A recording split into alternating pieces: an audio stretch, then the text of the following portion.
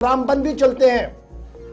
क्योंकि इतलात और खबर यह है कि वहां पर भी क्राइम ब्रांच ने अपनी कार्रवाई की है। देर से ही सही, लेकिन अब चार्जशीट दाखिल कर दिया गया है और चार्जशीट उस खुर्द बुर्द केस के हवाले से कर दिया गया है जो साल 2021 में सामने आया था, और उसके बाद अब जाकर क्राइम ब्रांच ने बाज़ाब्ता तौर पर मकामी अदालत के अंदर चार्जशीट दाखिल कर दिया है। चार्जशीट दाखिल करते हुए पुलिस की तरफ से यह साफ कर दिया गया कि 2 फिलिंग स्टेशंस ने खुर्द बुर्द किया पैसों का और तकरीबन 84 लाख रुपीस गैर कानूनी तौर पर निकाले हैं, और ये चार्जशीट बानिहाल की मकामी अदालत के अंदर पेश किया गया और 5 मुख्तलिफ पड़ावों पर यह चार्जशीट जो है वो बात कर रहा है। क्राइम ब्रांच जम्मू इस पूरे मामले को देख रहा था और ये इन्वेस्टिगेट कर रहा था कि किस तरीके से ये जो फिलिंग स्टेशन है उसने मकामी अफसरों के साथ मिलकर ये तमाम मामला चलाया है, और जम्मू टूरिज्म पैकेज के तौर पर किस तरीके से सूरत हाल बनी, और उसके बाद ही सीनियर सुपरिटेंडेंट ऑफ पुलिस जो एसएसपी पुलिस क्राइम ब्रांच है उनकी तरफ से ये तमाम तहकीकात हाथ में ली गई और पता लगा तार सिर्फ बानिहाल रामबन में नहीं है बल्कि बारामूला तक इसके तार जुड़े हुए थे। और फाइनली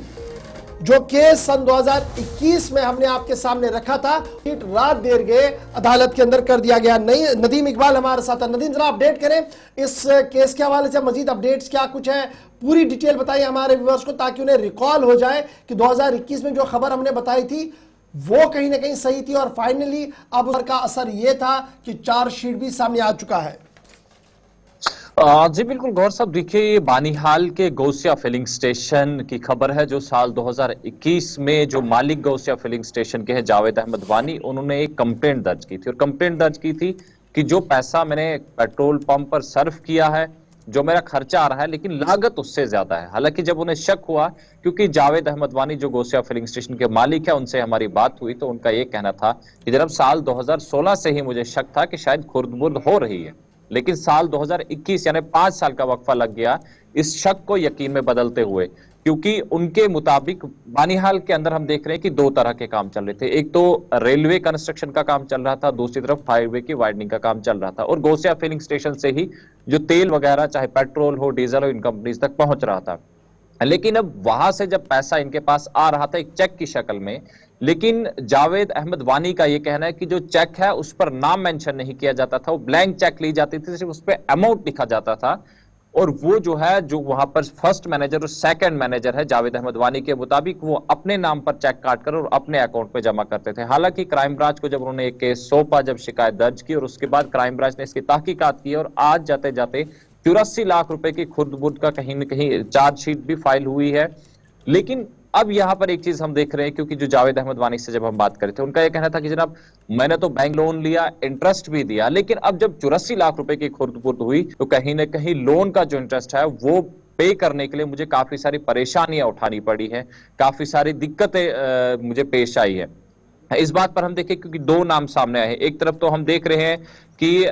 मोहम्मद अशरफ राथर बताया जा रहा है और दूसरा आफ्ताब अहमद भट्ट। मोहम्मद अशरफ राथर जो बारामूला के हैं, आफ्ताब अहमद भट्ट जो बानिहाल के हैं, इन दोनों लोगों पर जो इल्जामात आयद किए थे जावेद अहमद वानी की तरफ से जो गौसिया फिलिंग स्टेशन के ऑनर है, और उन्होंने आज ये चीज तो बताई है, लेकिन कहीं ना कहीं उनका ये भी कहना था कि कई बार वो मेरे पास इसलिए भी पहुंचे कि जनाब कंपनीज के पास हमारा पैसा फंसा हुआ है, क्योंकि जब बीच में हमने देखा जब आर्टिकल 370 ऑब्लिगेशन हुई, क्यों लगा कि इसको इन्वेस्टिगेट करने में क्या इतनी ज्यादा तवालत थी, या थोड़ा सा लैतुलैल जो हम देखते हैं इन केस में लगता है अगर ये बहुत जल्दी हुआ होता, 2021 का मामला था, आज तक ये लटका रहा, अगर ये थोड़ा सा जल्दी होता तो और ज्यादा स्ट्रीमलाइन हो जाता, और ज्यादा जो है एक नज़ीर पेश होती कि देखिए पुलिस भी ऑनलाइन काम करके कुछ भी कर सकती है। देखिए गौर साहब, मैं आपको एक चीज बता दूं, क्योंकि इसमें काफी सारी दिक्कतें पुलिस के सामने इसलिए भी रही हैं क्योंकि देखिए जावेद अहमद वानी का तो ये कहना है कि 2016 से 2021 का टाइम मुझे लग गया, जो शक हो रहा था मुझे वो यकीन में बदलने के लिए, क्योंकि और उसके बाद जब उन्होंने क्राइम ब्रांच पे केस दर्ज किया, और कहीं ना कहीं जावेद वानी का यह भी कहना है कि जनाब मैंने कैश भी पैसा इन्हें दिया है, क्योंकि जब एब्रोगेशन ऑफ आर्टिकल 370 हुआ या फिर उसके बाद हमने जब कोविड का दौर देखा और उस वक्त जब काम बंद रहे, तो उस वजह से कहीं ना कहीं इन लोगों ने कहा कि चल नहीं रहा और पैसा हमें मजीद चाहिए, क्योंकि हमारी पेमेंट जो है कंपनीज के पास फंसी हुई है। और ये चीज, ये जो 84 लाख रुपए है जावेद वानी के मुताबिक, ये तो वो पैसा है जो चेक की शक्ल में उन्होंने चलिए, बहुत अपने बहुत account शुक्रिया या जी फिर हमारे अपने साथ ज्वाइन करने के लिए, अपडेट करने के लिए। नदीम इकबाल, इस खबर पर कि चार्जशीट दाखिल हो गया, अब देखना होगा कि अदालत के अंदर जब ये मामला चलेगा अदालत इसको किस तरीके से देखेगी।